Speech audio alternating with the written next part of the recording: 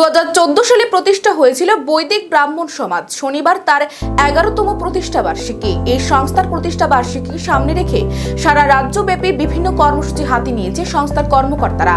আগরতলা কেন্দ্রীয় কর্মসূচিতে এদিন সংস্থার তরফ অনুষ্ঠিত হলো শোভাযাত্রা। শোভাযাত্রাটি মেলার মাঠ থেকে শুরু হয় শহরের বিভিন্ন পথ পরিক্রমা করে। পরবর্তীতে দুপুরে দরিদ্র নারায়ণ সেবার আয়োজন করা হয় সংস্থার তরফ থেকে।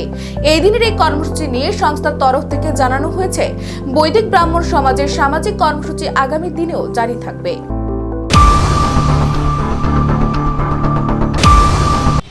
আমাদের এলে হচ্ছে এই যে বৈদিক ব্রাহ্মণ সমাজের প্রতিষ্ঠা দিবস হিসেবে আমাদের যে বৈদিক ব্রাহ্মণ সমাজের প্রতিষ্ঠা হয়েছিল 2014 সালের 23শে মার্চ, এই উপলক্ষে আমরা প্রতিষ্ঠা দিবস উপলক্ষে আজকে আমাদের এই র্যালি এবং সমাজকে আমাদের এটাই যে কৃষ্টি সংস্কৃতি রক্ষার্থে আমাদের এই ব্রাহ্মণ সমাজ গঠন হয়েছিল।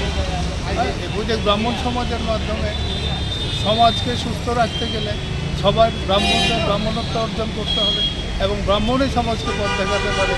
এই হিসাবে আমরা সমস্ত ব্রাহ্মণ সমাজ আজকে এই অনুষ্ঠানটা পালন করছি আমাদের প্রতিষ্ঠা দিবস হিসাবে।